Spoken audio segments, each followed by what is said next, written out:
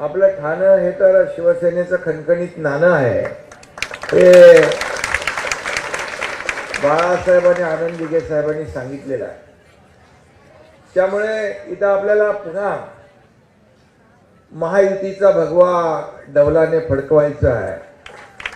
आणि गेले अनेक वर्ष हा भगवा डौलाने ठाण्यावर फडकतोय.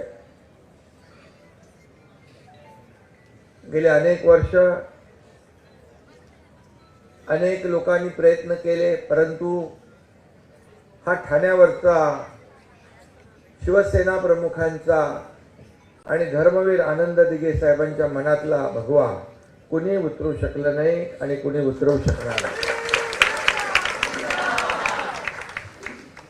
आणि म्हणून मी सांगतो, येत्या 15 तारखेला निवडणुका होतील जानेवारी, आणि 16 तारखेला गुलाल आपणच उधळणार, भगवा आपणच फडकवणार. ही काळ्या दगडावरची भगवी रेघ आहे.